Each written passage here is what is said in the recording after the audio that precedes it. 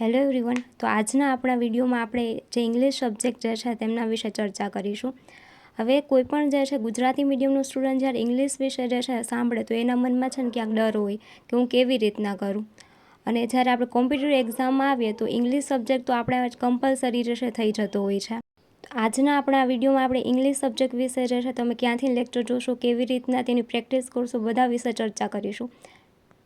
તો અહીંયા છે ને 2 ટાઈપ્સ ઓફ એસ્પિરન્ટ હોય. એક તો નવા કે જેમને ઇંગ્લિશ જે છે ક્યારે ભણેલું જ નથી અને અથવા ભણેલું છે તો તમને આવડ્યું નથી, અને એક જૂના હોય છે કે જેને ઓલરેડી કરેલું છે, નિયમો તેમને ખ્યાલ છે પણ તેમને જે પ્રેક્ટિસમાં લેતા નથી આવડતું.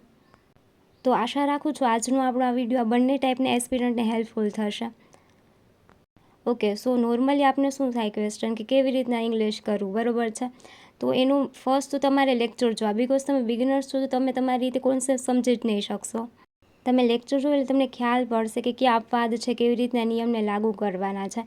સેકન્ડ સ્ટેપ, તમે જે લેક્ચર જોયા છે તેમની નોટ્સ બનાવી શકો છો અને એ જે નોટ્સને રિવિઝન કરો અને ત્યારબાદ તમે શું કરશો તો કે પીવાયક્યુઝ જોશો અને પીવાયક્યુઝમાં જે છે તમે નિયમોને કેવી રીતના યુઝ કરવું તે કરશો.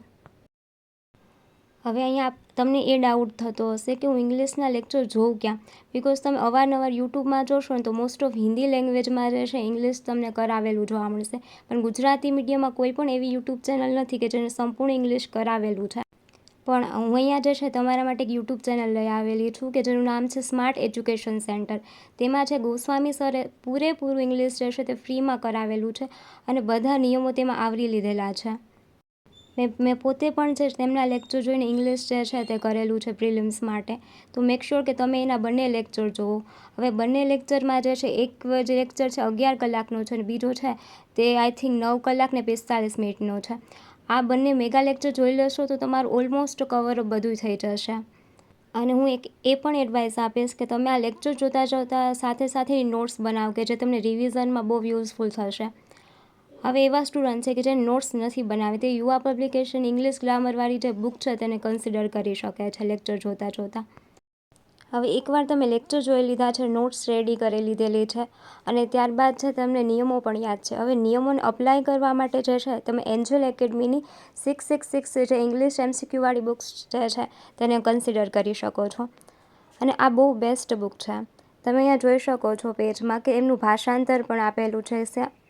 જે 666વાળી જે MCQની બુક છે ને એમ ઓલમોસ્ટ ઘણા બધા MCQ છે જે તમારી પ્રેક્ટિસ માટે ઇનફ છે અને મોસ્ટ ઇમ્પોર્ટન્ટ વસ્તુ કે તેમાં જે છે PYQs આપેલા છે એટલે તમને આઈડિયા આવી જશે કે કેવા ટાઈપના જે ક્વેશ્ચન જે છે તે પૂછવામાં આવે છે. તમારે ફક્ત જે નિયમો છે તે નિયમોને યાદ કરી અને તમારે એને કેવી રીતના MCQમાં અપ્લાય કરવાનું છે એના માટે તમે પ્રેક્ટિસ કરશો, બરાબર છે. એટલે ઓલમોસ્ટ તમને છે ને ખ્યાલ આવી જશે કે કેવી રીતના આન્સર જે છે તે સાચો છે તમારે કરવાનો છે. આશા રાખું છું આ વિડીયો તમને હેલ્પફુલ થયો હશે અને જો આ વિડીયો તમને હેલ્પફુલ થયો હોય તો આ વિડીયોને લાઇક કરો, આ જે વિડીયો છે તેને શેર કરો, ચેનલને સબસ્ક્રાઈબ ના કર્યું હોય તો સબસ્ક્રાઈબ પણ કર્યો. Thank you.